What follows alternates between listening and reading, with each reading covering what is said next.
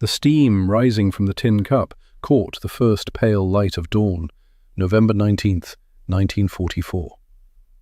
264 meters away, through the shattered remnants of what had once been called the Hurtgen Forest, Staff Sergeant William Garrison centered the crosshairs of his Springfield 03A4 rifle on something no German would expect an American marksman to target. Not the gunner feeding the belt into the MG-42 machine gun, not the loader crouched beside him, hands working with practiced efficiency, not even the team leader directing their setup, pointing toward the American advance route half a mile distant. Will's finger rested against the trigger. Through the scope, magnified 4 times, he watched the German crew work with the efficiency of men who'd done this 1,000 times before. The MG-42 sat ready to turn the American advance into a slaughter. 2,400 rounds loaded, 1,200 rounds per minute fire rate, 40 American casualties minimum before artillery could silence it. One bullet remained in Will's rifle, one M2 armor-piercing round, last cartridge from a box opened 6 days ago when the coffee cup trick was just an idea instead of a legend. His crosshairs drifted past the Germans to something beside them, the ammunition box. The solution crystallized in his mind with the clarity of Montana winter air. He wasn't shooting the men, he was shooting their ammunition. The wind gusted across the killing field, 8 to 12 miles per hour, variable direction. Will watched vegetation at 3 different distances, calculating the average. The light was fading. 1443 hours in November in Germany. Shadows stretched long across broken earth. His breath formed small clouds. He exhaled slowly, let half the air escape his lungs, then held. Not the full exhale they'd taught him at Fort Benning. That was doctrine. This was Montana. Will's finger applied smooth pressure. 1.5 seconds of trigger pull instead of the regulation 3 to 4. Another modification to Army doctrine. Another way to win by refusing expectations. The Springfield kicked, 2.3 seconds of flight time. The M2 armor-piercing round struck the ammunition box 3 inches left of center. Physics and chemistry negotiated in the language of violence. The ammunition box exploded. Sharp, brutal detonation as linked rounds cooked off in rapid succession. Metal container became shrapnel. All 3 Germans died before their nervous systems could process pain. The MG-42 twisted beyond repair. Will lowered the rifle, reached for the notebook in his jacket pocket, made the final entry in handwriting that didn't waver. November 19, 1443 hours. Kills, number 95, 96, 97. Range, 264 meters. Wind, variable 8 to 12 miles per hour. Temperature, 23 Fahrenheit. Target, ammunition box. Result, explosion, 3 killed in action, weapon destroyed, mission complete. He closed the notebook, put it back in his pocket, sat there for a moment, Springfield across his lap, looking at 3 bodies sprawled around destroyed weapon. 97 men in 6 days. The number sat in his mind like a stone at the bottom of a well. 97 Germans who'd followed training and died for it. 97 men who'd made the mistake of focusing on tin cups while Will Garrison watched them from somewhere else. Time to go home. The problem with war, Will Garrison had discovered, was that it made you think about all the moments before the war when you could have been someone different. November 13th, 1944, 1800 hours, the Hurtgen Forest, Germany. Will sat in a foxhole that was more mud than hole, cleaning his Springfield rifle for the 3rd time that day, and thought about Montana. Specifically, he thought about winter of 1936, about being 15 years old, about hunting coyotes with his father in weather that would kill a man who didn't respect it. His father had been a veteran of the Great War, Meuse Argonne, and he had opinions about hunting developed in trenches where the prey shot back. They'd been standing on a ridge above Cascade Ridge, Montana, population 421, watching Will track a coyote through snow that came up to the boy's knees. Temperature was 30 below zero, wind cut through clothing with personal malice. Will had followed coyote prints for 2 hours, patient and methodical, doing exactly what he'd been taught. His father had let him track for another hour before calling him back. "You're working too hard," the old man had said. "Spending too much energy. In weather like this, that'll kill you dead as any bullet." "But I'm following the rules," Will had protested. "Doing it right. Rules are for people who want to come in second." His father had pulled out his Winchester, settled down behind a fallen log, and waited. Just waited. 20 minutes, 30, an hour. The coyote had come to them, circled back, curious about the human scent, wondering what these strange creatures were doing sitting still in its territory. By the time it realized its mistake, Will's father had already put a bullet through its chest at 400 yards. "Best hunting isn't about chasing prey, son," his father had said, field dressing the coyote with practiced efficiency. "It's about understanding what prey wants, then giving it to them. Let them come to you." Will had nodded, 15 years old and thinking he understood. Now, 8 years later, sitting in German mud with a rifle across his knees, he actually did understand. You didn't hunt Germans by looking for them. You made them look for something else. Then you killed them while they were looking. "Garrison!" Will looked up. Captain Robert Thatcher was making his way between foxholes, moving with the careful gait of a man who'd learned that in the Hurtgen, you never knew when a tree burst would send splinters the size of javelins through anyone standing upright. Thatcher was 35, which made him ancient by infantry standards. He'd been a high school history teacher in Pennsylvania before the war. Now he taught young men how to stay alive in a forest that was trying very hard to kill them all. "Sir," Will said, not bothering to stand. "In the Hurtgen, nobody stood unless they had to." 8 confirmed kills today, Thatcher said. It wasn't a question. The captain kept track of such things. "That makes 34 since we entered this green hell. You're becoming our leading scorer." "Yes, sir." "You're also becoming predictable." Thatcher settled down beside the foxhole, careful not to silhouette himself against what passed for sky in this perpetually twilight forest. "Germans are smart. They'll figure out your patterns. When they do, you'll be the one getting shot." Will considered this. Thatcher wasn't wrong. He'd been using traditional sniper tactics. Find a hide, wait for targets, take the shot, displace, repeat. It worked, but it was exactly what the German snipers were doing. Which meant it was a fair fight, and fair fights were for people who wanted to die proud instead of live humble. "Been thinking about that, sir," Will said. "Thinking what?" "That maybe I'm following rules that don't work here. Maybe there's a different way." Thatcher studied him with the look of a teacher who'd just heard a student say something interesting. "Go on." "Germans are good soldiers. They follow doctrine. Patient, methodical, careful. That's their strength." "It is, but what if we used their strength against them? Made them think they saw something worth targeting, got them focused on it, then killed them while they were concentrating on the wrong thing?" Thatcher was quiet for a moment. Somewhere in the distance, artillery rumbled. Tree bursts cracked and echoed. Men screamed, the usual symphony of the Hurtgen. "That's not in the manual," Thatcher finally said. "No, sir, but manuals don't account for coyotes." "Coyotes?" "Smart predators that learn from mistakes. You can't hunt them straight. Have to make them think they're hunting you." Thatcher almost smiled. Almost. Nobody smiled much in the Hurtgen. "You have something specific in mind?" "Working on it, sir." The captain stood careful and slow. "Work fast. We've lost 12 men to German snipers in the past week. I need you killing them faster than they're killing us." After Thatcher left, Will went back to cleaning his rifle, but his mind was elsewhere. Somewhere between Montana in 1936 and Germany in 1944. Somewhere in the space where tactics and innovation and desperation met and made something new. The answer came to him an hour later, delivered by Private First Class Daniel Kovac. Danny was 19 years old from Pittsburgh, and he'd been assigned as Will's spotter 3 weeks earlier. He was young enough that his face still looked surprised when people shot at him, and earnest enough that Will had grown protective of him in the way older brothers protected younger ones who didn't know any better.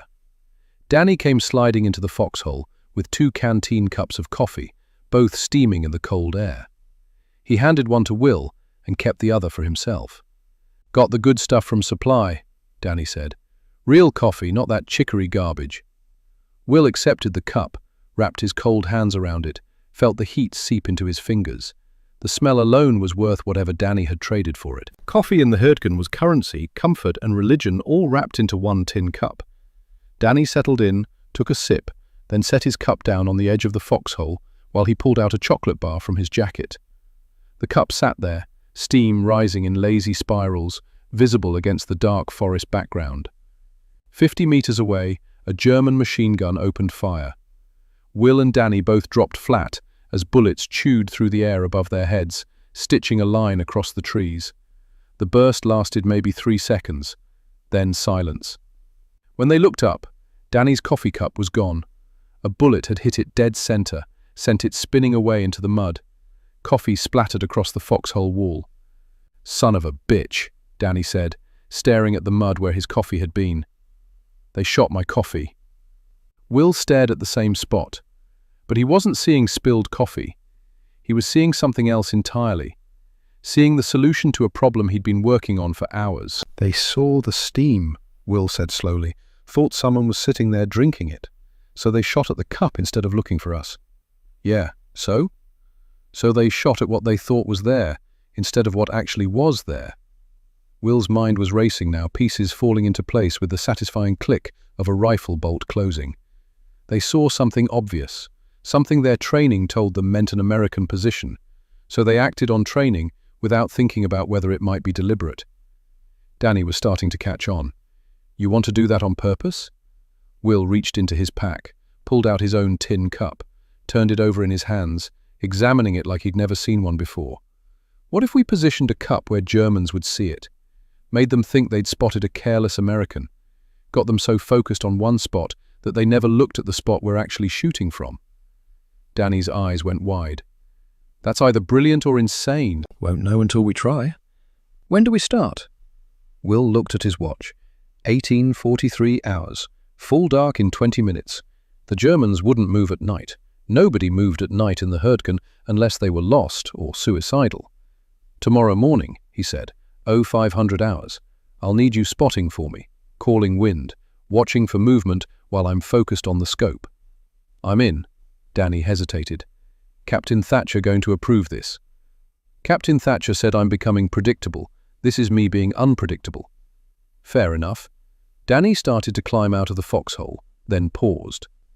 "Garrison, you really think this will work?" Will thought about Montana, about his father, about coyotes that were smart enough to avoid obvious hunters but curious enough to investigate obvious bait, about German soldiers who were brave and skilled and well-trained, which meant they'd been taught exactly what to look for and exactly how to respond when they found it. "Yeah," he said. "I think it'll work. They're good soldiers, they follow good training. Sometimes the best way to beat good training is to use it backwards." Danny nodded and disappeared into the darkness. Will sat in his foxhole, tin cup in his hands, and began planning the next 6 days. He had no way of knowing, in that moment, that he was about to kill 97 men, terrify an entire German division, force a change in Wehrmacht doctrine, and turn a simple coffee cup into the most feared object in the Herdgen forest.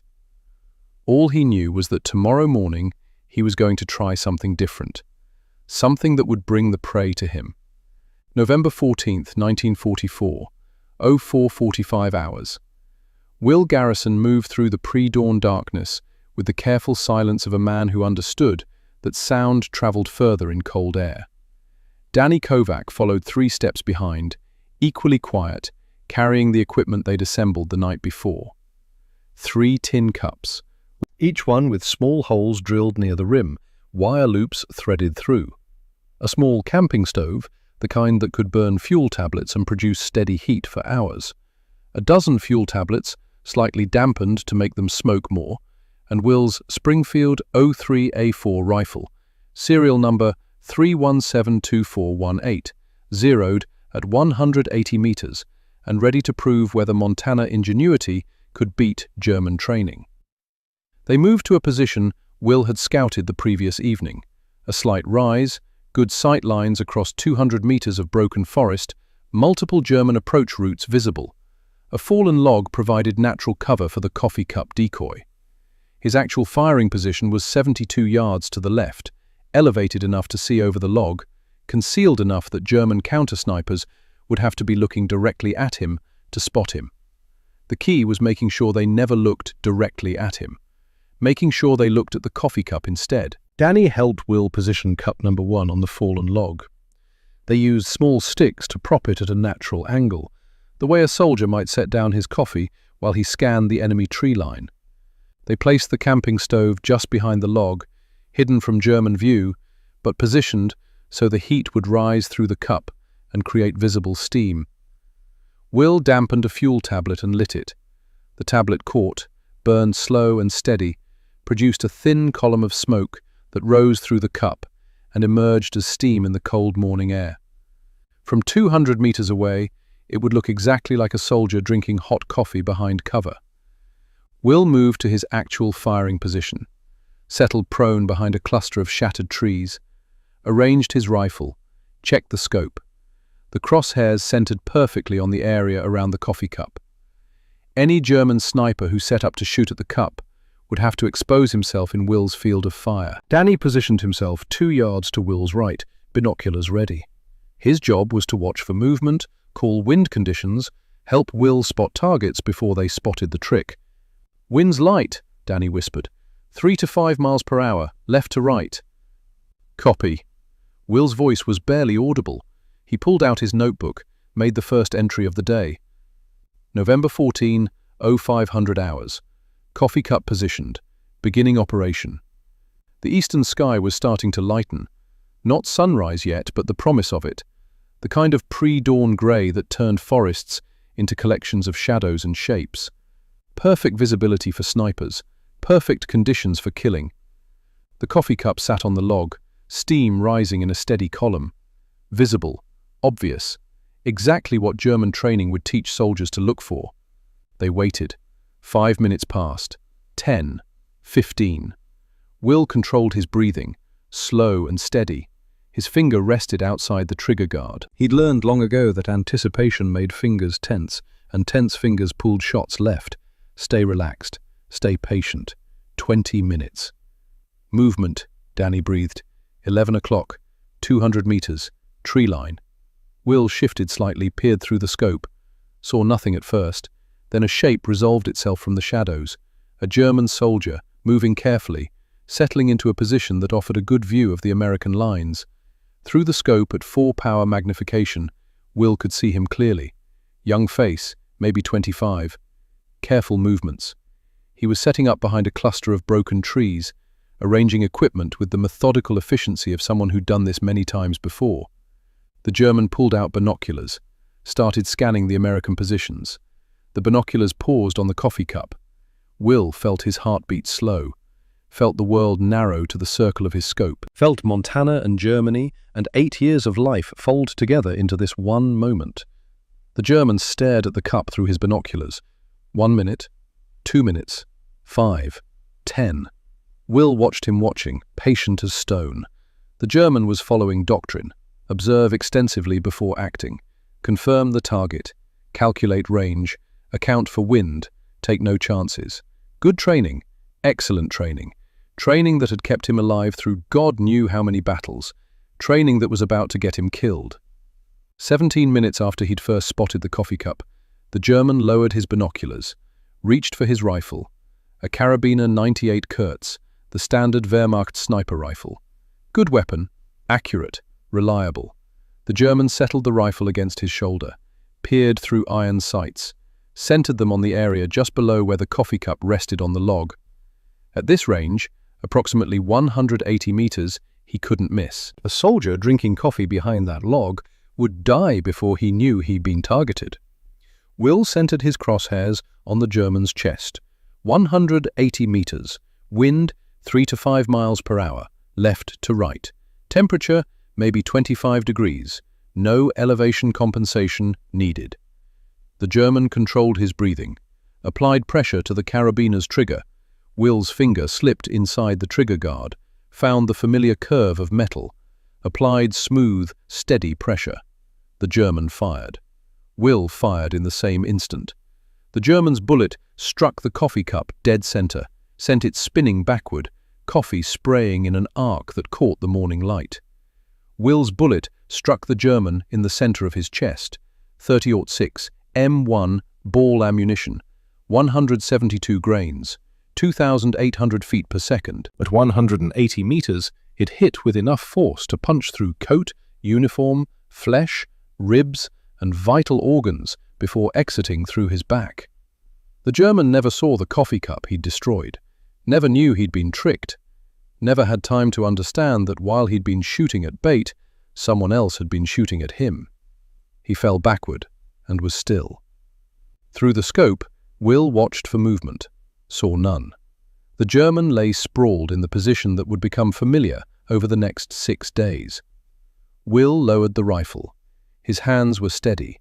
He reached for his notebook, made an entry in handwriting that didn't shake. November 14, 05:42 hours. Kill number 1. Range 180 meters. Wind 3 to 5 miles per hour, left to right. Center mass hit. Immediate casualty. Theory confirmed. Danny was staring at him with something like awe. Holy shit, Garrison. It worked. Yeah. Will's voice was flat, professional. He was already thinking about the next iteration. Reset the cup. Same position. I want to try it again. The Germans are going to figure it out. Eventually, but not today. Danny moved to retrieve cup number 1, replace it on the log, restart the camping stove.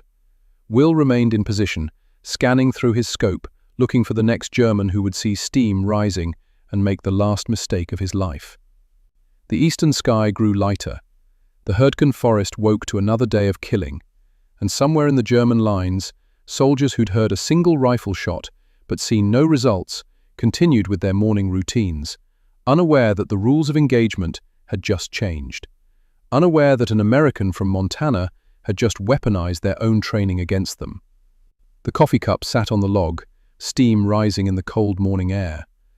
Will Garrison settled behind his scope and waited. By 08:33 hours, the coffee cup had claimed its second victim. A German soldier, sent to investigate the death of the first, moving cautiously through the sector where his comrade had died, made the same calculation his predecessor had made, saw steam rising from behind a log, concluded American position, methodically set up his rifle, prepared to take the shot that would eliminate what appeared to be a careless enemy. Never fired. Will's bullet arrived first, 196 meters. Wind had picked up slightly, 4 to 6 miles per hour, requiring a half-click adjustment on the scope. The German folded like a puppet with cut strings, his rifle falling from nerveless fingers. 2 kills in less than 3 hours. Will made the notation in his notebook with mechanical precision, his handwriting as steady as if he were recording weather observations instead of human deaths. Temperature, range, wind speed and direction, target behavior, result. Each entry identical in format, different only in the specific numbers that marked how another human being had stopped existing. Danny Kovac crouched beside him, binoculars pressed to his face, scanning the German sectors. "They're going to catch on," he said, not for the first time. He'd said it after the first kill, and he'd say it again after the third. "They have to. Nobody's that stupid." Maybe. Will repositioned cup number 1, moving it 40 yards to the northeast, to a different fallen log. Changed the angle slightly, made it look like a different American soldier had made a different careless mistake. But not yet. They're still following training. Training says when you see steam, when you see evidence of enemy presence, you target it. They haven't adapted yet. How do you know? Because the second one came looking for the first one. If they understood it was a trap, they wouldn't keep investigating. They'd call in artillery, saturate the whole area. But they're not doing that. They're trying to understand what's happening by sending individuals. That's doctrine. That's what training teaches them to do. And they didn't adapt. By noon on November 14th, 7 Germans had died the same way, each one following doctrine, each one methodically observing the coffee cup, calculating range and wind, preparing their shot with the patient professionalism that German training emphasized, each one doing exactly what their training had taught them to do, when they spotted an obvious target. Each one proving that good training could work in reverse, could become a liability when facing someone who understood how to exploit it. Will's notebook filled with entries. Kill 3 at 09:15. Kill 4 at 10:02. Kill 5 at 10:47. The handwriting never wavered, the format never changed. Just numbers climbing steadily, marking the transformation of an idea into a body count, of a theory into a proven method. But something else was happening too. A pattern Will noticed and recorded in his notes. The Germans were taking longer to commit to their shots. That first soldier had observed for 17 minutes before firing. The third had taken 22 minutes. The fifth, 28 minutes.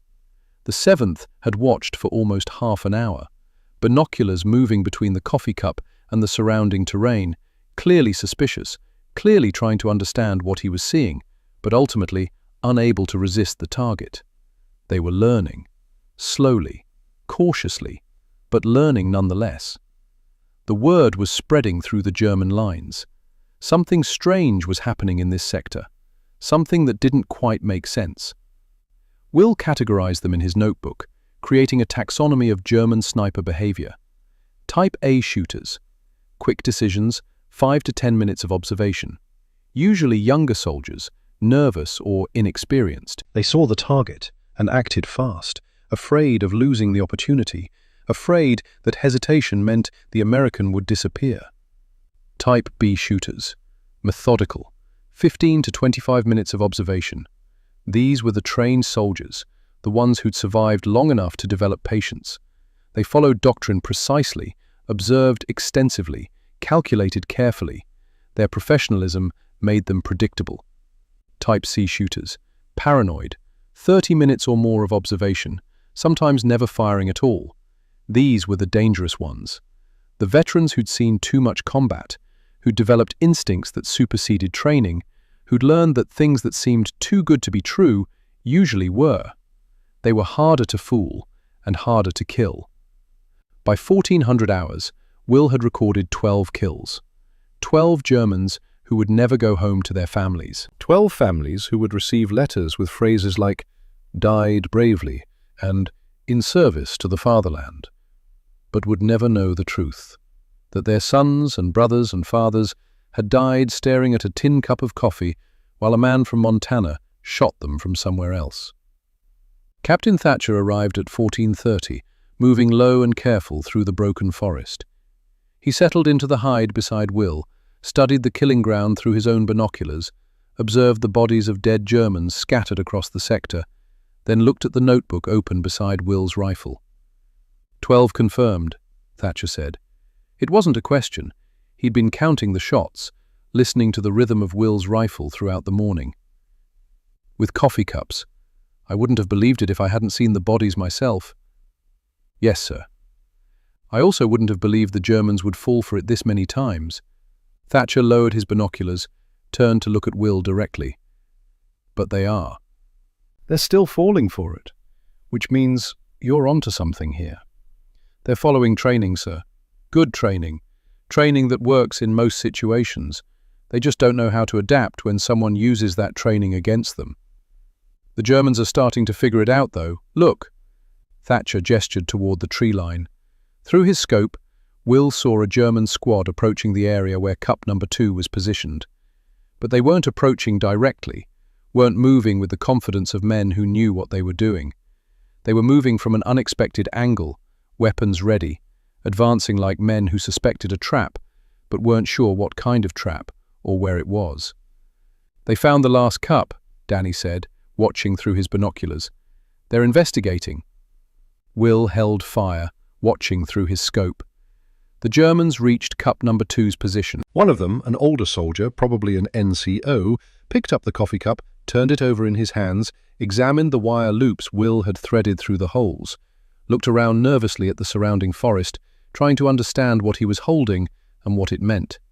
Showed the cup to his squad mates, gesturing at it, clearly arguing something. Their confusion was visible even at 200 meters. They'd found a cup, a camping stove, clear evidence of an American position. But no American, no body, No blood. No sign of occupation beyond the bait itself, just equipment that had been deliberately placed and then abandoned. One soldier pointed at the cup, his body language suggesting heated argument. Another gestured at the tree line where Will was hidden, then at other potential firing positions, trying to calculate where the American might actually be. A third shook his head emphatically, looked around with the paranoid awareness of a man who just realized he was standing in a kill zone and couldn't figure out where the killer was hiding. They withdrew quickly, covering each other, moving with the hasty caution of men who understood they'd just encountered something outside their experience, something their training hadn't prepared them for. "They know it's a trick," Thatcher said, watching them go. "They just don't know how the trick works yet. Don't know what it means or how to counter it." "No, sir, but they will, eventually. They're smart. They'll figure it out, adapt their procedures, warn other units. I'd give it 2 more days, maybe 3, before this stops working." "How long do you think you have before they adapt completely?" Will thought about coyotes in Montana, how they learned from mistakes, how you could fool a coyote once, maybe twice, but never the same way 3 times. How predators and prey were locked in an evolutionary arms race, each adaptation forcing a counter-adaptation, each trick requiring a new trick. 2 more days, he said. "Maybe 3 if we're—" Thatcher stood to leave, careful not to silhouette himself against the sky. "Try to make it the former, Garrison. We need you alive more than we need you dead and revolutionary." After the captain left, Will and Danny settled in for the afternoon watch. The coffee cup sat in its new position, steam rising steadily. The forest waited, patient and cold. And somewhere in the German lines, soldiers who'd heard about the Kaffeesatzteufel, the coffee cup devil, as they were starting to call the American sniper, tried to decide whether the stories were real or just another piece of war mythology, growing in the dark spaces between truth and terror. By evening on November 14th, Will's notebook recorded 12 kills, 12 Germans who'd followed training and died for it. 12 small victories in a war of attrition where small victories were the only kind anyone could hope for. He cleaned his rifle as darkness fell, breaking it down completely, checking every component. Danny heated rations over a small fire that wouldn't be visible beyond 20 meters. They ate in silence, 2 soldiers who'd spent the day killing men they'd never met, for reasons that seemed increasingly abstract the longer this forest refused to give up its grip on them. "Think it'll work again tomorrow?" Danny asked between bites of tasteless stew. "Yeah, for a while." Will wiped down the Springfield's barrel with an oiled cloth, checked the bore for fouling. "Then we'll have to get creative, change the method, stay ahead of them." "More creative than using coffee cups to kill people." "Different creative. Same principle, different application." Danny was quiet for a moment, chewing mechanically. Then, in the voice of someone who'd been thinking about this for hours, "Garrison? Do you ever think about them? The Germans you're killing?" Will's hands paused on the rifle, just for a moment, then resumed their methodical work. "No." "No?" "Can't afford to. They're not people when I'm looking at them through the scope. They're problems that need solving, targets that need eliminating. The moment I start thinking of them as people, as men with families and hopes and fears, I stop being able to do the job. And if I stop being able to do the job, Americans die instead. That's the trade." "That doesn't bother you?" "It bothers me at night." Will reassembled the rifle, checked the action, made sure everything was functioning smoothly. "But during the day, when I'm behind the scope, they're just Germans, just enemy soldiers who'd kill me and Danny and Captain Thatcher and every other American in this forest if we gave them the chance. That's enough. That has to be enough." Danny nodded slowly, 19 years old and learning how to live with killing, how to compartmentalize, how to build walls in your mind between the man who pulled triggers during the day and the man who had to sleep at night. Will finished cleaning the rifle, set it carefully aside, pulled out his notebook, made notes for tomorrow, new cup positions, different timing sequences, variations in the pattern, ways to stay one step ahead of German adaptation.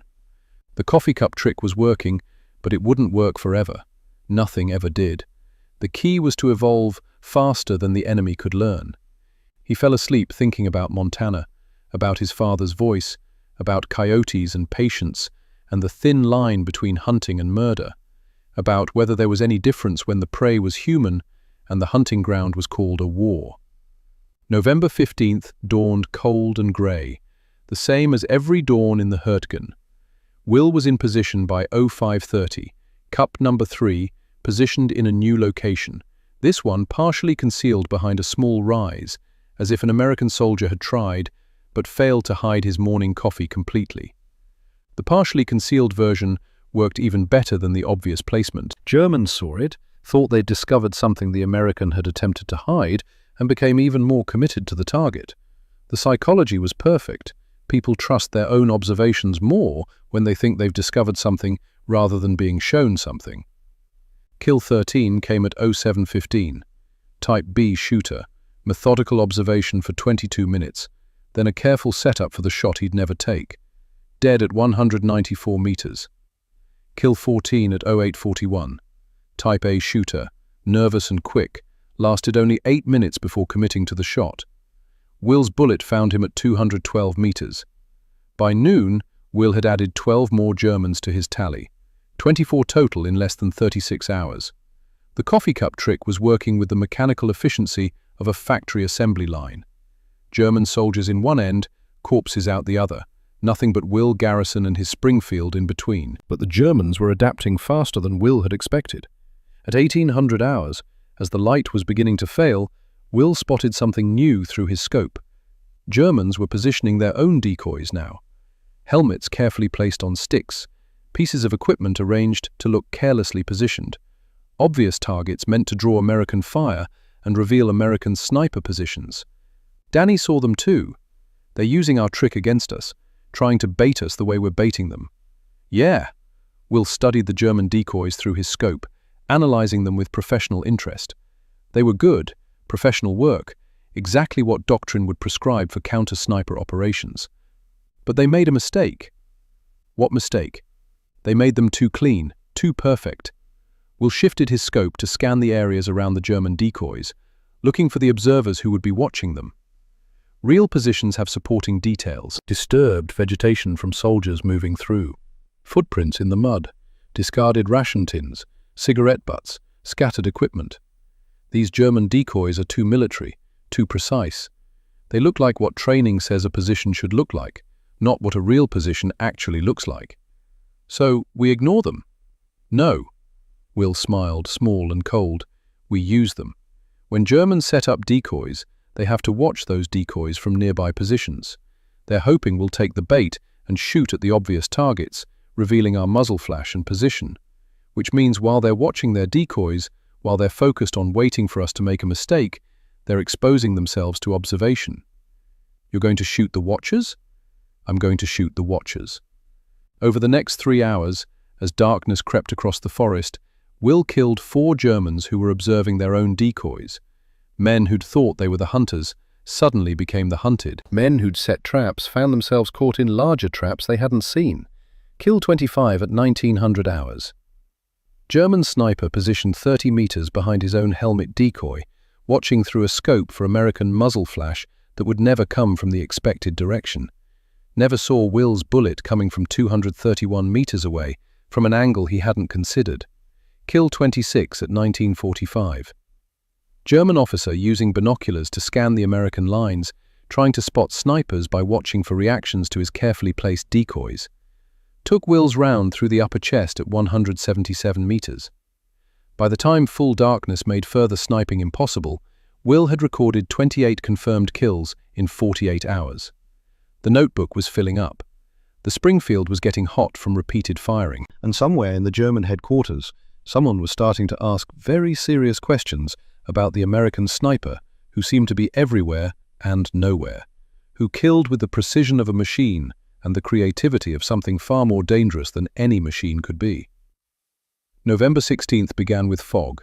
Thick, cold, clinging fog that reduced visibility to 50 meters and made long-range sniping nearly impossible. Will sat in his hide and waited for conditions to improve, rifle ready, eyes scanning the limited field of view his scope provided through the murk. At 0600 hours, 3 Germans entered his sector.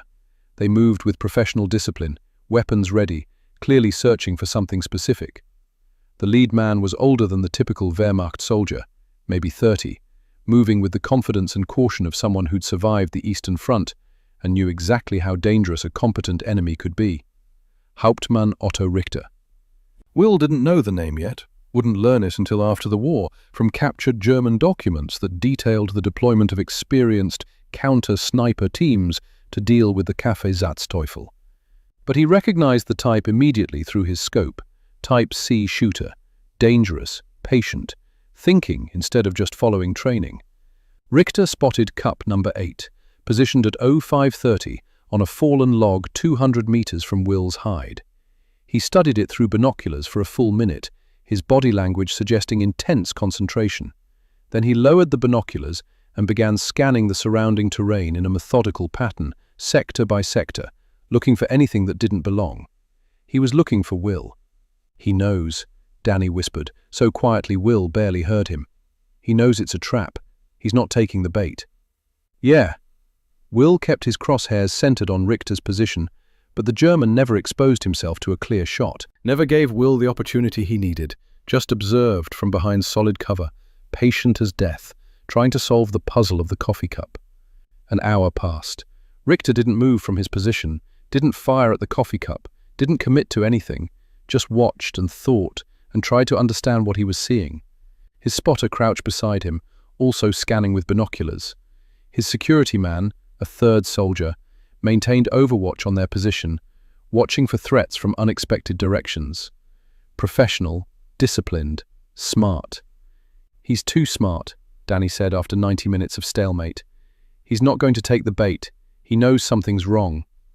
Will thought about Montana, about coyotes that learn from the mistakes of other coyotes, about how you had to change tactics when the prey adapted, when the old tricks stopped working, about his father's voice saying that the best hunters were the ones who could improvise, who could change their approach when circumstances demanded it. "Then I need different bait," Will said. "Need to make him look at something else."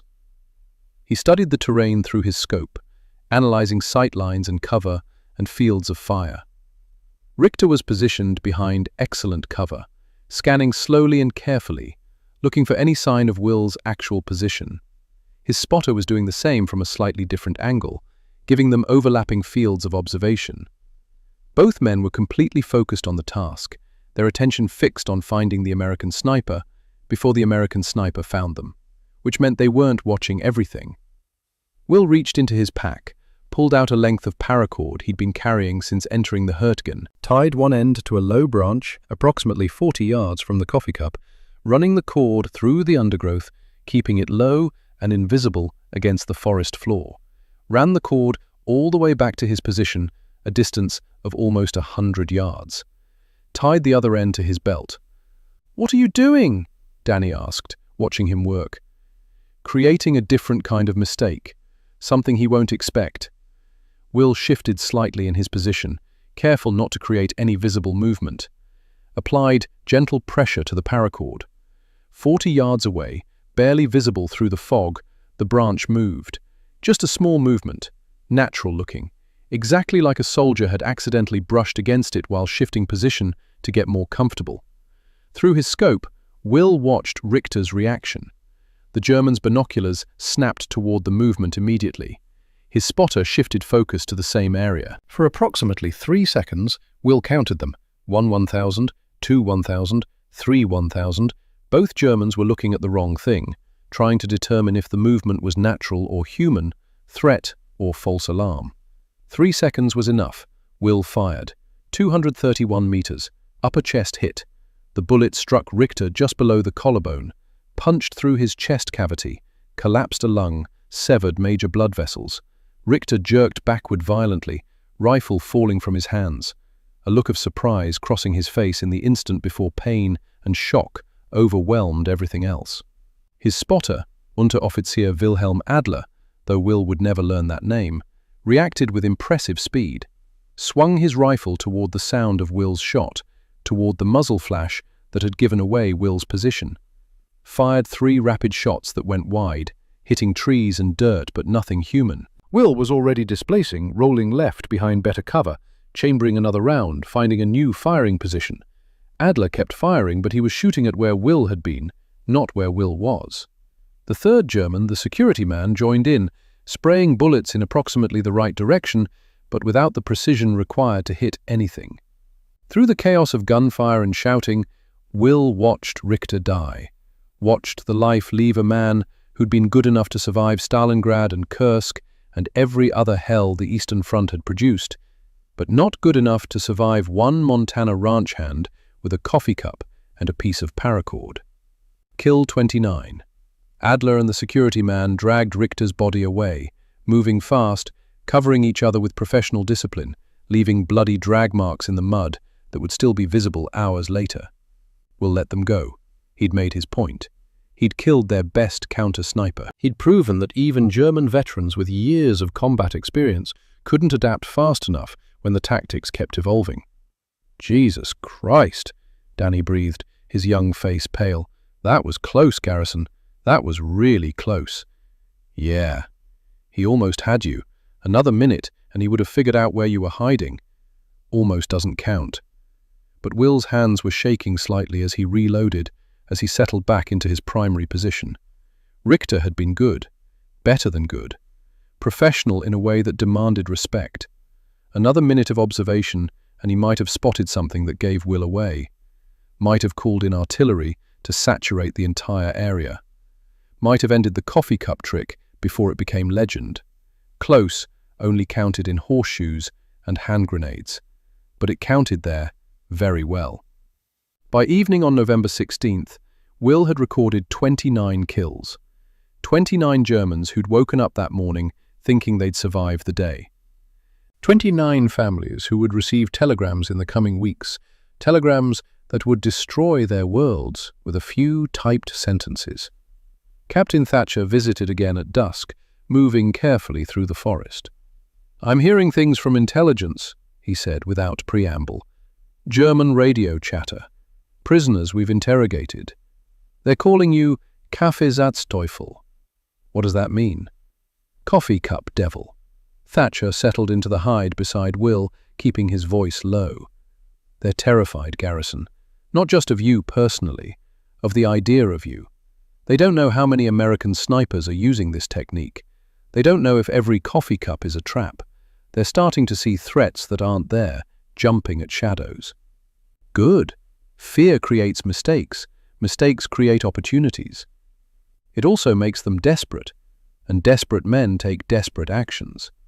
Thatcher gestured toward the German lines. Intelligence intercepted a signal from the 326th Volksgrenadier Division headquarters. They're assigning dedicated counter-sniper teams to this sector. Multiple teams. They want you dead, Garrison, badly enough to commit serious resources to making it happen. They can try. They will try. And eventually they'll succeed unless you stay ahead of them. Thatcher's voice was serious, carrying the weight of genuine concern. Keep evolving, keep changing. The moment you become predictable is the moment you die. That's not advice, Garrison. That's reality. After dark, Will sat in his foxhole and thought about Richter, about how close it had been, about how the secondary decoy, the paracord-pulled branch, had worked but only barely, about how the Germans were learning faster than he'd expected, adapting quicker than his original timeline had accounted for. He made notes in his notebook. Not kill counts this time, strategy notes, new ideas. Sound decoys. He could get a wire recorder from headquarters, record American voices, play them back from different positions to draw German attention. Mirror decoys. Position small fragments of broken glass to create fake scope glint in empty positions. Multiple, simultaneous positions. Set up 3 or 4 coffee cups at once. Force Germans to split their attention. Create confusion about which position was real. The coffee cup trick was still working, but coffee cups alone wouldn't be enough forever. The Germans were smart, professional, experienced. They were learning, which meant Will had to keep teaching them new lessons before they finished learning the old ones. Danny watched him write, young face serious in the firelight from their small cooking fire. "You ever wonder if we're the bad guys?" he asked quietly. "If tricking people and shooting them while they're focused on the trick is dishonorable or wrong or something." Will looked up from his notebook, met Danny's eyes directly. "You know what's dishonorable? Machine guns firing on advancing infantry who can't take cover. Artillery deliberately targeting medic stations marked with red crosses. Snipers shooting wounded men who are crawling back to their lines. The Germans do all that. We do all that. Everyone does all that. This war stopped being about honor a long time ago, Danny. Now it's just about surviving, about killing them before they kill you. But we're using deception. We're lying to them. We're using their training against them. There's a difference. We'll close the notebook, set it aside. They've been trained to look for obvious targets, to follow doctrine, to be methodical and patient and careful. All good things. All things that work in most combat situations. But I'm making those good things work against them instead of for them. That's not dishonorable, that's just war." Danny thought about this, processing it with the seriousness of someone who was trying to build a moral framework that would let him live with what he was doing. Nodded slowly. 19 years old and learning that war didn't care about honor any more than it cared about justice or fairness or whether you made it home to see your family again. Will fell asleep thinking about the next day, about how to stay ahead of German adaptation, about whether 29 kills made him a hero or just another soldier doing mathematics with bullets and counting corpses instead of casualties. The notebook lay beside him in the darkness, filled with 29 entries that all followed the same format: date, time, range, conditions, result. 29 times the mathematics of death had worked out in his favor. Tomorrow he'd add more entries, more numbers, more Germans who'd followed training straight into their graves. And somewhere in the German lines, soldiers prepared for another day in the Hurtgen, unaware that some of them would never see another evening, would never write another letter home, would never do anything except die staring at rising steam, while a man they'd never seen wrote down the time and temperature and range of their deaths. The mathematics were simple, the mathematics were terrible, and the mathematics kept working, entry after entry, death after death, number after number. 29 down, 68 to go. Though he didn't know that final number yet. November 17th through 19th became focused escalation. Each day brought new challenges as German awareness spread through their units like a virus. Each challenge demanded new solutions, as the coffee cup trick alone proved insufficient against increasingly cautious enemies. Will's techniques multiplied and evolved. The wire recorder he'd requisitioned from headquarters played captured recordings of American soldiers talking, their voices emanating from a speaker positioned 50 meters from Will's actual hide. Germans heard American conversations, shifted their attention toward the sounds, moved to investigate. Died investigating. Their training said voices meant soldiers. Their training didn't account for technology being weaponized.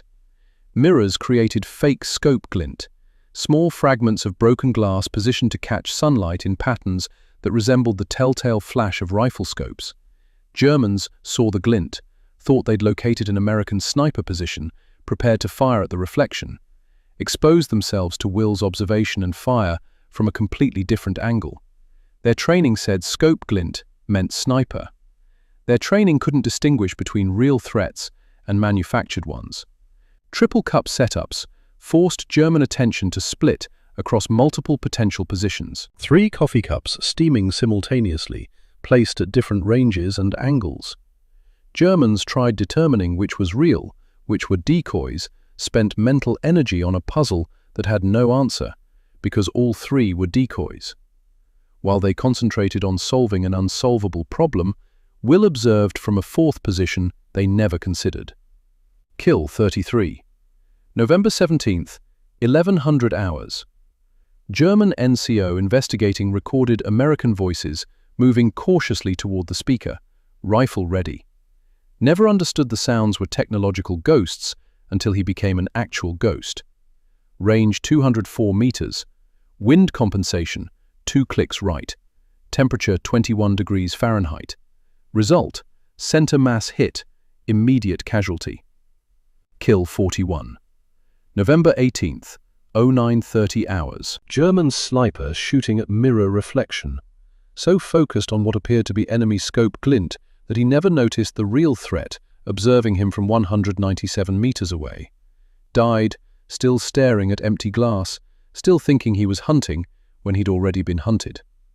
Kill 53. November 18th, 1500 hours. German officer with binoculars methodically scanning 3 cut positions, trying to establish pattern or priority, determine which represented real American presence. Spent 14 minutes on analysis. Never looked at the 4th position, the one Will actually occupied. Range 223 meters. Headshot. Officer died, still holding his binoculars, still trying to solve a puzzle designed to be unsolvable. Danny Kovac stopped asking questions about methodology or morality, just spotted targets efficiently, called wind conditions accurately, watched Will's sectors while the man from Montana transformed the Hurtgen forest into a mathematical exercise where every variable had been calculated and every answer was measured in German corpses. The notebook filled steadily, each entry following the same format: date, time, meteorological conditions, range, target behavior, compensation applied, result. The handwriting remained steady even as the numbers climbed. 30 kills, 40, 50, 60. By evening November 18th, Will had recorded 68 kills. 68 entries in a notebook that was starting to run out of blank pages. 68 reasons for the German army to fear coffee cups and mirrors and disembodied voices more than they feared conventional artillery. But the physical toll was accumulating with mathematical precision. 5 consecutive days of pre-dawn positioning, full daylight operations, evening displacement. 5 days of cold rations consumed without tasting them, and colder foxholes that provided inadequate shelter. 5 days of sleeping in 3-hour intervals and waking to count Germans instead of sheep, to calculate trajectories instead of dreams. Will's hands shook when he wasn't actively engaged in shooting. The tremors were slight but noticeable, a physical manifestation of exhaustion that no amount of willpower could completely suppress. His eyes burned constantly, vision occasionally blurring at the edges. He'd stopped tasting food 3 days ago. Everything had the same texture of sawdust and obligation. Water was rationed because canteens froze in the November cold, and resupply was sporadic, and drinking meant taking attention away from the scope, and attention was the difference between living and dying. "You need rest," Danny said on the evening of November 18th, his voice carrying genuine worry. They were cleaning weapons in the failing light, preparing for another night that would be too short and another dawn that would come too soon. "Real rest, Garrison.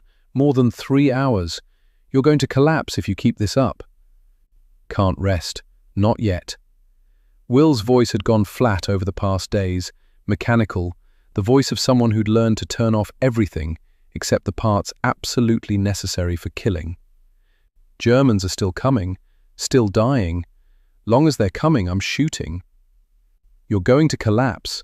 You're barely functional now." "After I hit 90 kills, then I rest." "Why 90? Why is that the number?" "Because 99 isn't enough and 100 is too far." It wasn't logic. It was the kind of arbitrary arithmetic that combat created in men's minds when numbers stopped having any meaning except as marks toward a finish line that kept moving further away the closer you approached it. Danny didn't argue. 19 years old and already understanding that some decisions couldn't be changed by reason because they weren't made by reasonable minds in the first place. Combat did things to thinking, made it simultaneously sharper and more distorted, gave you perfect clarity about trajectories and wind compensation while destroying your ability to understand why 90 was different from 89 or 91. The morning of November 19th brought weather that matched Will's mental state. Grey sky pressing down like a physical weight, cold wind that cut through clothing and found skin underneath. Temperature in the low 20s. The kind of day that made you wonder if warmth was a real phenomenon or just a pleasant delusion people shared to make winter bearable. Will was in position by 0500 hours, moving on autopilot now, his body going through practiced motions while his mind floated somewhere between present necessity and past memory. Cup number 12, positioned on a destroyed concrete bunker, one of the German fortifications that had been overrun weeks earlier and now served as landmarks in the featureless forest.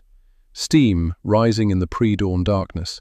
His hide, 200 meters away, elevated slightly, offering sightlines across multiple German approach routes. Danny crouched beside him, binoculars ready, young face showing the strain of 5 days watching men die through magnified optics. "Wind's picking up," Danny reported, his voice professional despite fatigue. 7 to 9 miles per hour, variable direction. This is going to be difficult shooting. "Copy." Will made a notation in his notebook. His hands were steadier this morning, which was somehow worse than the shaking. The body adapting to stress by shutting down non-essential systems. Autopilot engaged, human parts suspended until further notice. Kill 69 came at 06:15. German patrol, 3 men, moving carefully through the ruins. The leader spotted Cup number 12, signaled his squad to halt with hand gestures, observed through binoculars for 18 minutes before deciding the target warranted investigation. Never made it within 50 meters of the Cup before Will's bullet found him at 212 meters. Wind compensation, 3 clicks left. Temperature, 22 degrees. Result, upper chest hit, casualty immediate. The other 2 Germans scattered according to standard doctrine. 1 man down meant sniper activity, and scattering meant survival. They'd been well trained. Will watched them go through his scope. Could have taken a second shot, chose not to. Conservation of ammunition was becoming critical. His pouches were running low. Conservation of position was equally important. Multiple shots from one location increased the probability of German counterfire. Let them run. Let them report. Let them spread the fear that the Kaffeesatzteufel was still hunting, still killing, still everywhere and nowhere. By noon on November 19th, Will had recorded 81 kills. The count was approaching his arbitrary target of 90, but the body was reaching its absolute physical limits. Vision blurred regularly now, requiring conscious effort to maintain focus through the scope. Hands cramped around the rifle, despite the cold that should have numbed them. Water had been depleted since yesterday morning, the canteens frozen solid, the ice unusable. Food was whatever Danny forced him to consume during brief breaks between kills. "Garrison," Danny's voice held more than worry now, actual fear. "You're in bad shape, real bad shape. We need to pull back, get you to the medical station. After 90. You said after 100 before. Changed my mind. 90's close enough. 90's achievable." It wasn't enough, would never be enough. But 90 was 9 kills closer than 100, and close felt possible in a way that far didn't anymore. At 12:15 hours, Will spotted a German officer through his scope. Older man, maybe 40, grey showing at his temples. Using binoculars to study Cup number 12 with the careful attention of someone who'd survived this long by being suspicious of everything. The officer was methodical, patient, Type B shooter elevated to command level. He observed the Cup for 14 minutes straight, clearly trying to determine if it represented genuine American presence or another trap in a sector that had become infamous for traps. The officer lowered his binoculars, not to shoot, not to advance, just to rub his hands together against the cold, frozen fingers that needed circulation, natural human gesture that every soldier in every winter war had made since warfare began. Human gesture that created approximately 3 seconds of exposure. Will fired. 218 meters, wind variable requiring split-second judgment. The bullet caught the officer in the temple. Instant death, the kind where the body doesn't even know it should fall down for a moment because the brain that controls such knowledge has stopped existing. Kill 89. Will's vision swam, grey at the edges, threatening to close in completely. He blinked hard, forced clarity through pure, stubborn will. The Springfield felt heavier than it should, physics unchanged but exhaustion making everything weigh more than the sum of its parts. "That's enough for today," Danny said, his voice carrying finality now, not a suggestion, a declaration. "Garrison, you're done. You can't even see straight. We're pulling back. That's not negotiable. 9 more. Just 9 more. You can barely hold the goddamn rifle. 9 more. Danny opened his mouth to argue further, closed it, recognized the look in Will's eyes, the look that said arguments were wasted breath because the decision had been made somewhere beyond logic or reason or self-preservation, made in whatever part of the mind governed things like completing arbitrary numbers and proving points to ghosts. The afternoon passed in a haze of grey light and greyer consciousness. Will killed 2 more Germans, both Type A shooters, quick and careless and dead at ranges he recorded mechanically in his notebook. 91 kills total. Then the forest went quiet. No more targets presenting themselves. No more Germans willing to expose themselves to the sector where the Kaffeesatzteufel hunted. Either word had spread faster than anticipated, or probability had finally swung against him, or God had decided 91 was the number where killing stopped for the day. Will sat behind his rifle, exhausted beyond any measure he'd previously understood existed. 9 kills short of an arbitrary number that meant nothing except everything to a mind that had stopped processing anything except mathematics and necessity. At 1400 hours, movement in his scope. Germans setting up a machine gun position. 3 men working with professional efficiency. MG-42, the finest machine gun in any army. 1,200 rounds per minute, capable of turning infantry advances into slaughter. They were positioning it to cover the American advance route, the same route Will knew the 28th Infantry Division would use tomorrow morning when they pushed forward again, in the endless grinding battle to take forest that wasn't worth the blood being spent to capture it. That machine gun would kill 40 Americans minimum, probably more. Would devastate an entire company before artillery could silence it. Will's radio crackled. Captain Thatcher's voice, distant and crackling with static. "Garrison, we're tracking German activity in your sector. Machine gun emplacement. Can you confirm visual?" "Confirmed. 3-man crew, MG-42. Position will dominate tomorrow's advance route." "Pull back. We'll hit them with artillery." Will checked his watch. 1400 hours. Artillery response time is 20 minutes minimum. They'll be operational in 10. They'll test-fire the weapon, adjust fields of fire, be ready to engage targets in less than 15 minutes. Then pull back, and we'll deal with it tomorrow before the advance. By tomorrow they'll have killed 40 of our men before artillery can respond. I can stop it now. Prevent those casualties. "Garrison." "I can stop it now, sir." Silence on the radio. Static and distant artillery, and the sound of Thatcher thinking through options that all led to bad outcomes. Then his voice, careful and measured. "You have ammunition remaining?" Will checked his pouches methodically. 1 round. Single M2 armor-piercing cartridge.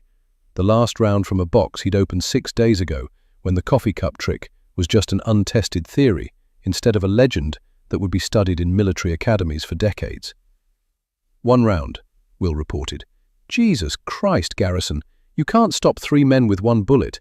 That's not possible." Through his scope, Will studied the machine gun position. Range approximately 264 meters, longest shot he'd attempted in 6 days of shooting. Wind gusting 8 to 12 miles per hour from variable directions. Atmospheric chaos that made precision nearly impossible. Temperature, 23 degrees. Light fading as 1400 hours. In November, Germany meant the sun was already declining toward an early sunset. The 3 Germans worked steadily, unaware they were being observed. The gunner testing the traverse mechanism. The loader arranging ammunition belts with careful attention to detail. The team leader supervising, occasionally glancing toward the American lines, calculating fields of fire. Will's crosshairs moved between targets. The gunner, the loader, the team leader. 1 bullet, 3 men. Impossible mathematics. His crosshairs drifted past the men to something beside them. The ammunition box. 40 centimeters of linked 7.92mm rounds. Metal container with thin walls designed for portability rather than protection. The M2 armor-piercing round in Will's chamber could penetrate that metal. The friction and heat of penetration would detonate rounds inside the container. Not all of them. Physics and probability didn't work that cleanly, but some. Enough to create secondary detonations. Enough to kill 3 men positioned in close proximity to the explosion. The solution crystallized with perfect clarity, cutting through exhaustion and blurred vision with the kind of certainty that comes from understanding physics and desperation in equal measure. He wasn't shooting the men, he was shooting their ammunition. "Garrison?" Thatcher's voice on the radio. "What are you doing?" "Math, sir, just math." Will began the final calculations of his 6-day operation. Bullet drop at 264 meters, approximately 110 inches. Wind drift in variable conditions, 3 feet lateral movement, but variable, requiring averaging of observations at multiple ranges. Cold barrel after 40 minutes without firing. Slight velocity increase, translating to approximately 2-inch higher impact point. Elevation angle, 7 degrees positive, affecting trajectory. Temperature affecting powder burn rate and bullet performance. Humidity from recent rain, affecting air density. Montana mathematics, the kind his father had taught him when calculating 400-yard shots on coyotes in 30 below weather, where missed shots meant the family didn't eat. The kind that didn't come from field manuals, but from understanding that physics was just nature's way of keeping score. And if you understood the rules deeply enough, you could win games nobody else knew how to play. 1 click up on the scope, 1 click left for wind compensation. Through the scope, the German team leader stepped back from the machine gun, satisfied with their setup. Gestured to the gunner, who settled behind the weapon, hands finding the grips naturally, body positioning itself for sustained fire. Testing traverse, getting comfortable, preparing for the killing that would happen tomorrow morning.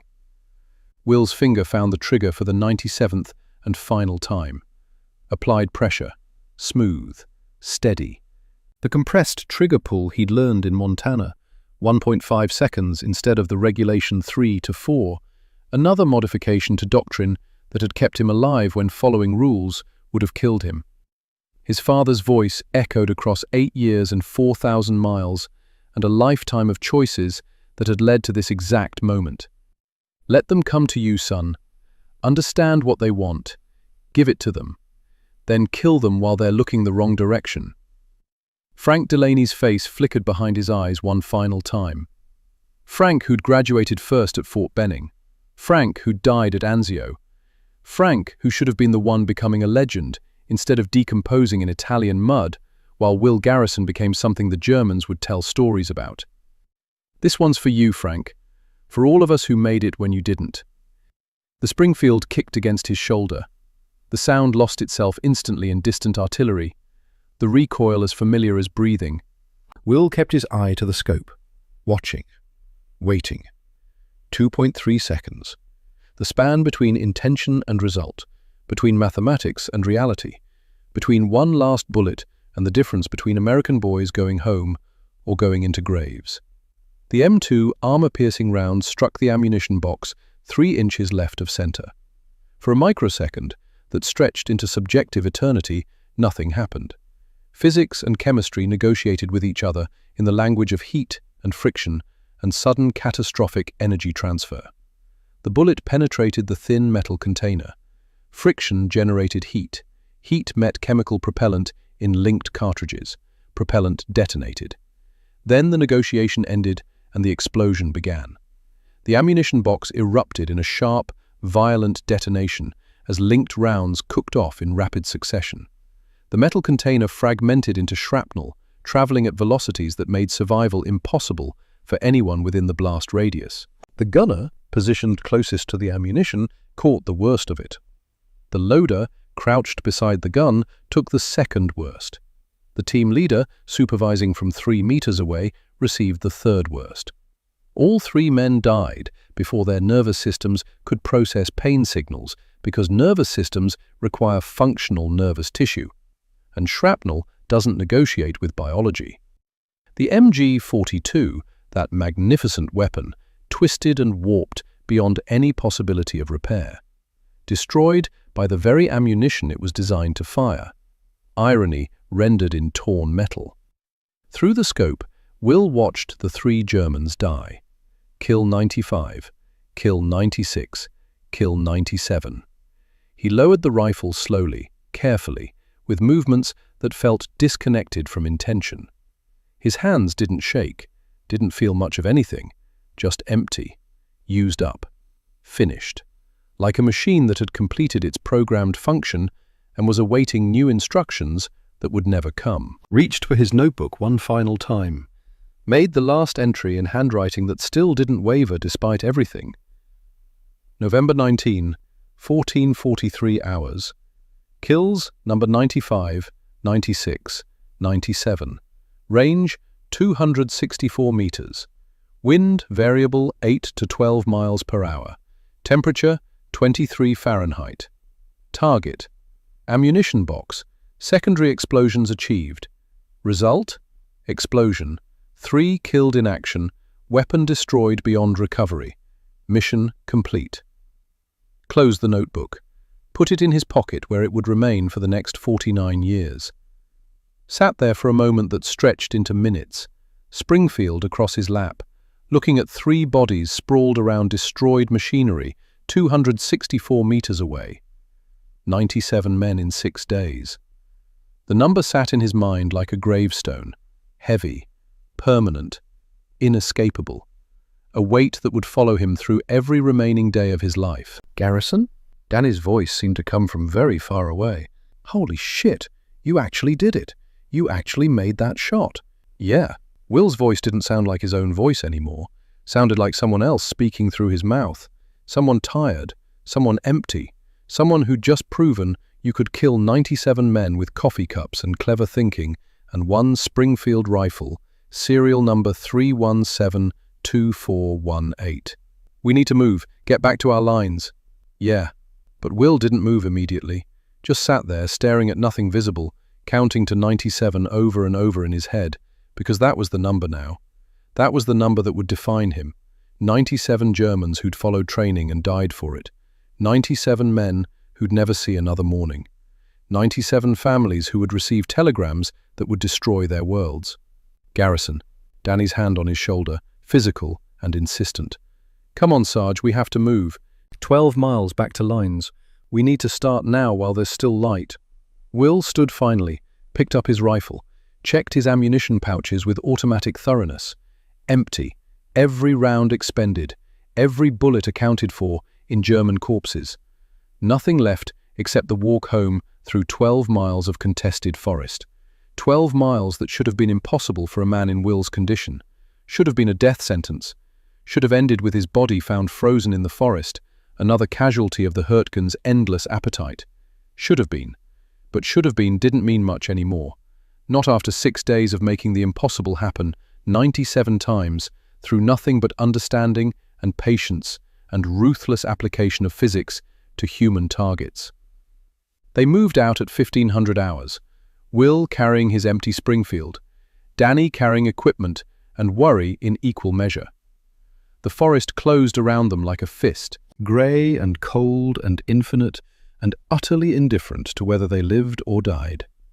By 1600 hours, Will's vision was blurring regularly, the edges of his visual field going grey and threatening to close in completely. By 1700, his hands were shaking with something that went beyond cold, beyond exhaustion, into territory that had physiological names like hypothermia and systemic shock. By 1800, he was stumbling over terrain he should have been able to navigate, his sense of balance failing as his body began shutting down non-essential systems to preserve core functions.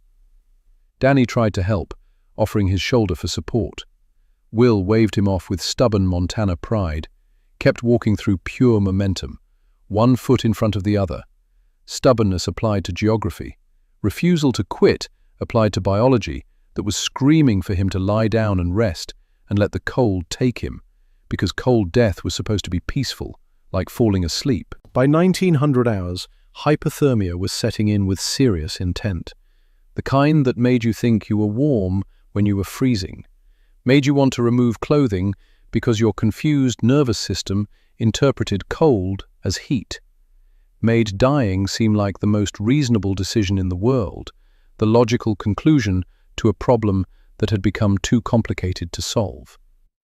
Will kept walking, started seeing things that weren't there, his oxygen-deprived brain manufacturing presences from memory and guilt. Frank Delaney walked beside him, uniform impossibly clean, face impossibly young, saying things about Anzio and sacrifice and turns that ended early and turns that had to continue. His father appeared too, Montana winter somehow transplanted to German forest, saying something about prey and hunting, and knowing when to stop being a hunter and start being a survivor. Will ignored them both, kept walking, counting steps because counting kept the mind occupied. Counting to 97 over and over, because that number had become a mantra, a prayer, a curse. 2,200 hours. 9 hours after the final shot. Will Garrison stumbled into American lines, collapsed at the checkpoint before he could identify himself, barely conscious, his body finally acknowledging that it had reached and exceeded every possible limit. Medics surrounded him instantly, professionals moving with practiced efficiency. Captain Thatcher appeared from somewhere, demanding information, getting fragments from Danny about 97 kills and coffee cups and an impossible shot at 264 meters. Will's first words, slurred by hypothermia and exhaustion, and the simple fact that his brain was no longer processing language correctly. Need more ammunition. Germans are learning the coffee trick, have to change tactics. Thatcher's response, his voice carrying something that might have been awe or horror or both. It's over, Garrison. You're going home. You're done fighting for a while. Will tried to argue, couldn't form the words. The darkness came up to meet him and he let it happen, because fighting everything all the time was exhausting, and maybe, for just a little while, he could stop fighting and let someone else handle the mathematics. Last thought before unconsciousness claimed him. Frank, I finished it. For you, for all of us.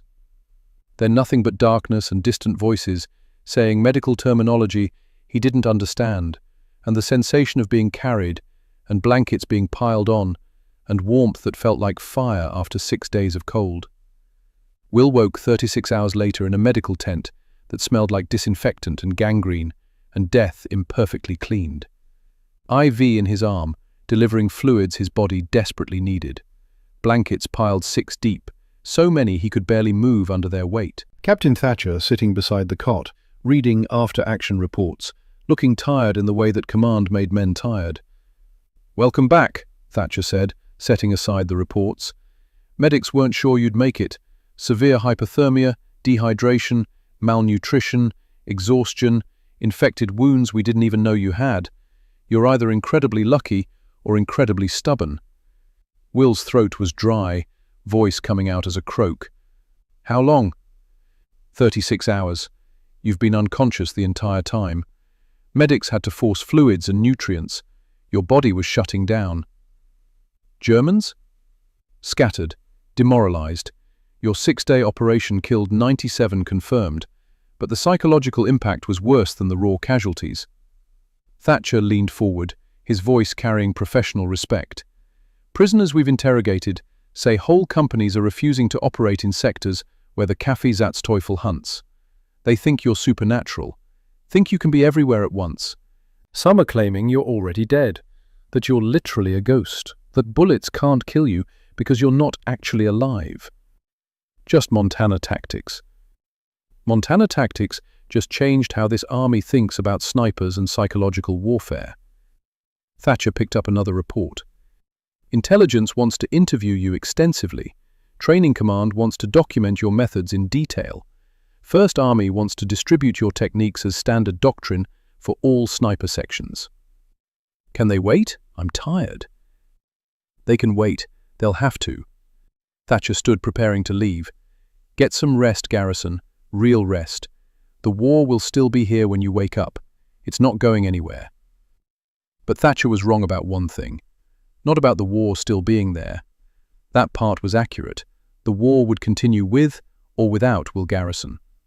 Wrong about rest. Because when Will closed his eyes, he saw 97 faces. 97 Germans, staring at coffee cups in their final moments. 97 men who'd followed training straight into graves. He saw them every time he closed his eyes for the rest of the war.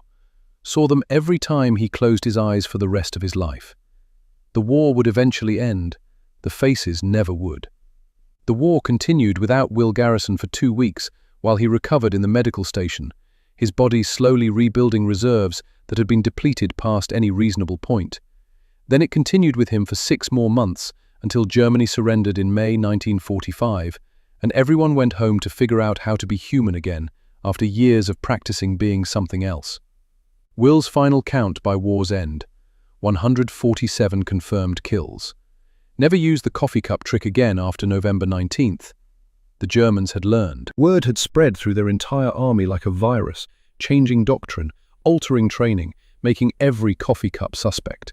The trick only worked when the enemy didn't know it existed, when surprise and psychology could be weaponized. Once they understood the pattern stopped working. But the principle remained valid. Use enemy training against them. Stay unpredictable. Think like a hunter from Montana instead of a soldier from a manual. Keep evolving faster than the enemy could adapt. Other innovations followed over those final 6 months. Sound recordings of American soldiers played through speakers positioned away from Will's actual location. Germans investigated the voices and died investigating. Mirrors creating fake scope glint in empty positions. Germans fired at reflections and exposed themselves to real fire.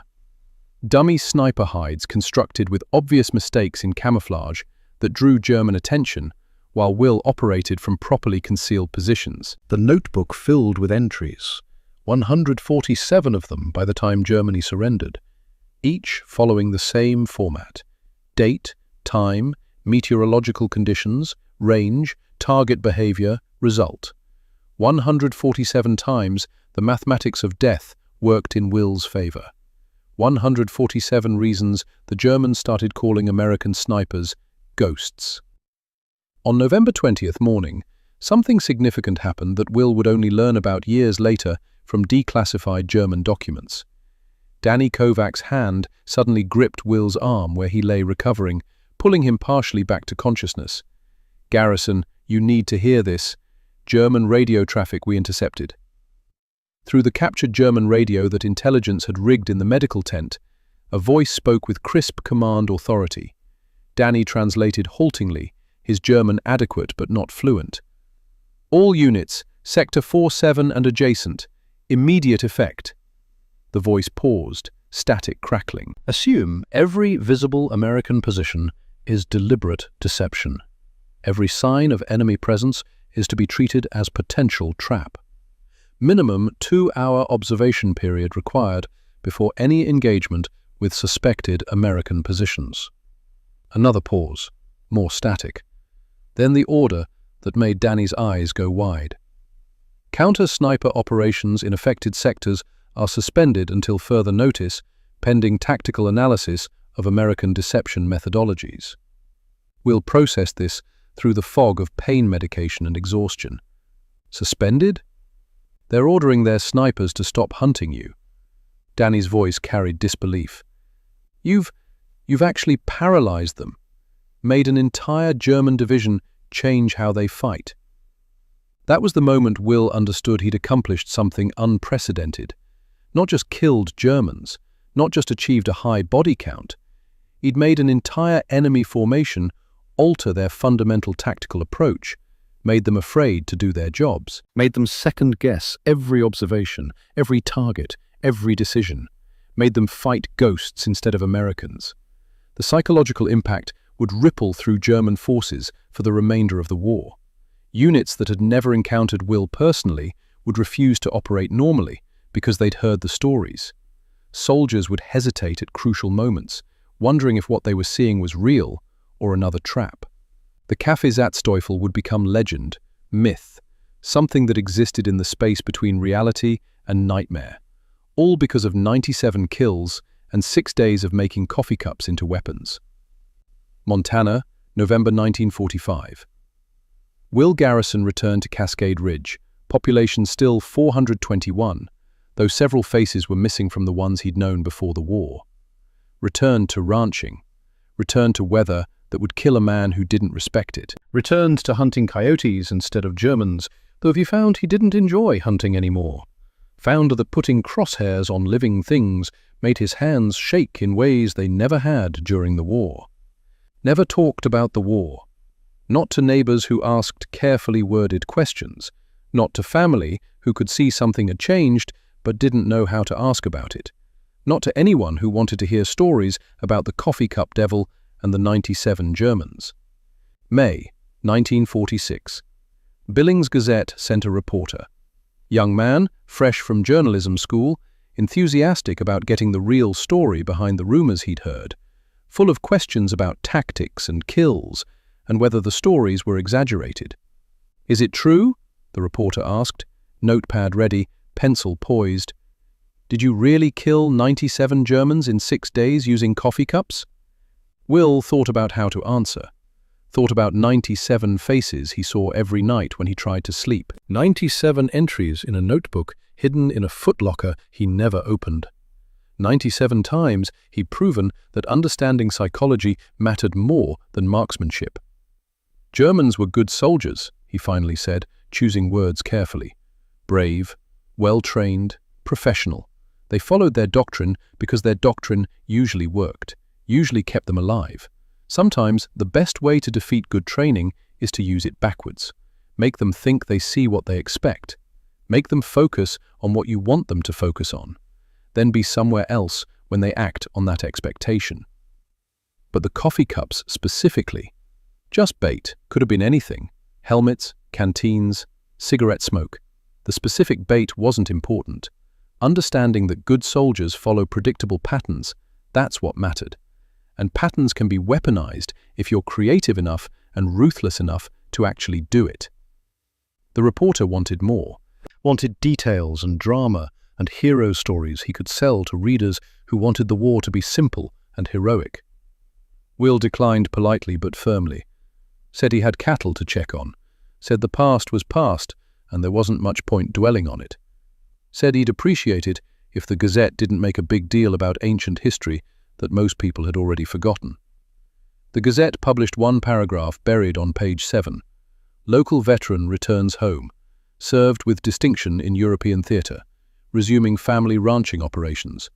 Most neighbors never knew what he'd done, never knew about the 97 or the 147 or the way German soldiers still told stories about the Kaffeesatzteufel decades later in bars and veterans' halls. Will preferred it that way. Preferred anonymity, preferred being just another rancher dealing with cattle and weather and the slow accumulation of years. Married Helen Mackenzie in 1947. Good woman from a neighboring ranch. She'd lost a brother at Normandy and understood about not asking questions about the war. 3 children followed, 2 sons, 1 daughter, 6 grandchildren eventually. Life measured in cattle births and seasonal migrations and school plays and graduations instead of kills and ranges and wind compensation. His children asked once about the war, the way children do when they learn their father did something significant before they existed. Will said he'd been a soldier, did his job, came home. Nothing more to tell, really. They accepted this because children accept what parents tell them, at least until they're old enough to know better. They found the footlocker after he died, found the notebook with its 147 entries, found the explanation for why their father sometimes woke at night, counting softly in what they later learned was German. Found the reason he never drank coffee from tin cups, always insisted on ceramic mugs, got physically uncomfortable when he saw steam rising from metal containers. Found the explanation for why he always positioned himself in rooms where he could see all exits, why he never sat with his back to windows, why he unconsciously calculated ranges to distant objects even decades after the war ended. Found the reason that on November 19th every year, without fail, their father would go silent and distant, would spend the entire day checking fence line alone, would come home after dark, looking older and more tired than any day's physical work could make him. The war had ended in 1945. For Will Garrison, November 19th never ended, just repeated annually, like a liturgical calendar marking religious observance. 97 times over every November 19th for 48 years. Every German face he'd seen through a scope. Every man who died thinking about coffee instead of bullets. Every family destroyed by a telegram. Every variation of killed in action that meant someone's world ended while someone else's continued. He carried them all. Quiet. Private. The way Montana men carried weight that couldn't be shared. Because talking about weight didn't make it lighter, just made other people uncomfortable with knowledge they didn't know how to process. Until August 1993, when his heart gave out while checking fence line and he finally stopped carrying anything. His last words to Helen, spoken in the ambulance while his heart rhythm became increasingly erratic. Tell them it was necessary. All of it. Tell them I did what had to be done. She nodded, held his hand, didn't tell him that necessary and right weren't always the same thing, that history would judge whether 97 deaths in 6 days constituted heroism or something else that didn't have a comfortable name. He died thinking they were the same thing. Maybe that was mercy. Maybe that was the only way men like Will Garrison could live with what they'd done, by believing absolutely that it had been necessary, that there had been no other choice, that the mathematics had worked out correctly, even when the mathematics involved human lives. Died August 1993, 72 years old. Heart attack while checking fence line. Quick and relatively painless, the kind of death he would have chosen if given the choice. Billings Gazette obituary. 4 paragraphs about family and community involvement and ranching operations. 1 paragraph about military service.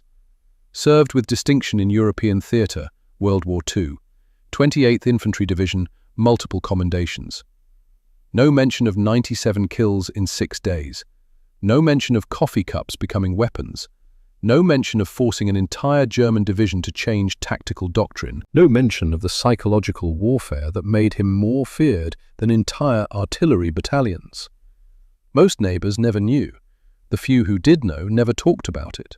Montana had a culture of privacy about such things, understanding that some men did terrible, necessary things during wars and then came home and tried to be normal again, and the least their communities could do was let them try without constant reminders of what they'd been. 2011.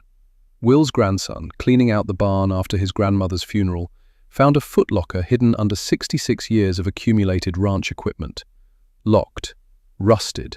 The kind of thing that gets pushed to the back and forgotten as newer equipment takes priority. Inside, wrapped in oilcloth against moisture, Springfield 03A4 rifle, serial number 3172418, still functional. Ballistics testing conducted later that year showed sub-MOA accuracy, even after 6 decades. 147 rounds through that barrel during the war, and the weapon still shot true. Notebook, 147 entries, each following the same format. Date, time, range, conditions, result, handwriting never wavering across entries spanning from November 1944 to May 1945. Numbers climbing steadily from 1 to 147. 3 tin cups, dented, discolored, olive drab paint mostly gone. Wire loops still attached through holes drilled with care. Medal of Honor, awarded posthumously in 1997, 4 years after Will's death.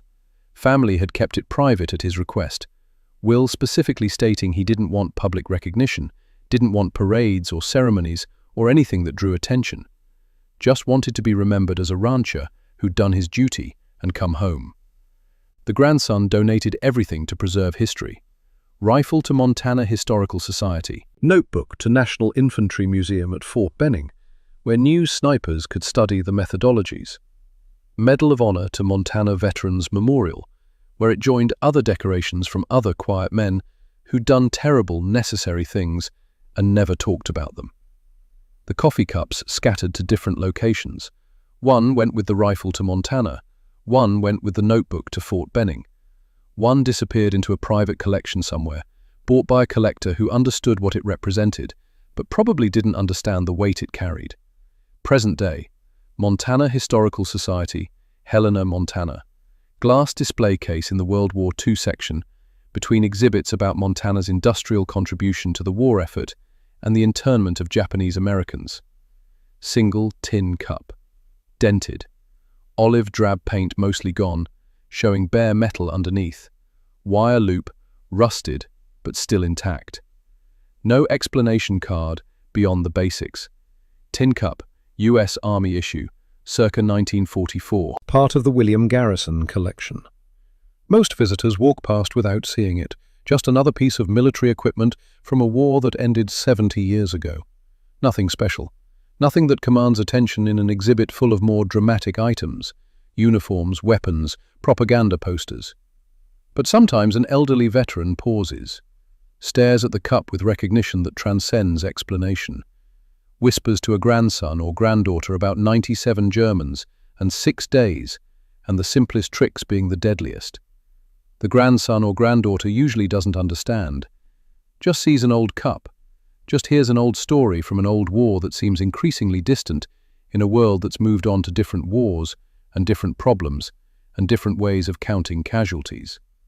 But the veteran understands that cup represents something his generation knew but couldn't always articulate, that innovation matters more than firepower, that understanding psychology defeats superior equipment, that mind beats muscle when mind is applied with sufficient ruthlessness and creativity, understands that somewhere between the wars fought in history books and the wars fought in reality, there were men like Will Garrison who figured out how to win by changing the rules instead of following them. The veteran stands there briefly, paying respects to ingenuity and ruthlessness and the kind of thinking that saves lives by taking them first, then moves on to other exhibits, back to a world where coffee cups are just coffee cups and the only thing they kill is morning drowsiness. The cup remains in its case, waiting for the next person who'll understand what it represents. In climate-controlled archives at Fort Benning, Georgia, Will Garrison's notebook waits in a preservation box. 147 entries. Young officers study it in sniper courses, analyzing methodologies and psychological warfare application. The techniques have evolved, technology has changed, weapons have improved, surveillance has become digital, but the principles remain valid. Understand your enemy's training. Use that training against them. Stay unpredictable. Think differently than doctrine prescribes. Make the enemy focus on what you want them to focus on, then kill them while they're looking the wrong direction. The last entry in the notebook, written in Montana in 1946, after all the other entries, after the war ended, after Will came home and tried to process what he'd done. War taught me the deadliest weapon isn't the rifle you carry, but the mind that directs it. Make the enemy see what you want them to see. Be where they don't expect you. 97 men stared at rising steam in their final moments, never realizing they watched their own death. 1 cup of coffee, 6 days, 147 by war's end. The simplest tricks are always the deadliest. W. Garrison, Montana, 1946. Simple words for a simple truth that had taken 147 lives to prove. The notebook closes. The archives preserve it. And somewhere, young soldiers learn that sometimes the most effective weapon is the one nobody expects. The one that doesn't appear in any manual, the one that requires thinking instead of just following orders. Will Garrison's legacy, not just 147 kills, but the understanding that warfare isn't just about who has better equipment or more soldiers or superior training. It's about who can think differently, who can adapt faster, who can turn enemy strengths into fatal weaknesses, about who understands that in the end, war is mathematics and psychology combined, and the person who understands both will always defeat the person who only understands one. 97 kills in 6 days, with nothing but coffee cups and clever thinking, proved that principle beyond any possible doubt. The question Will Garrison could never answer, the question that followed him through 48 years of November 19th, was whether proving that principle was worth the cost of proving it. He died thinking it was necessary. History would decide if he was right.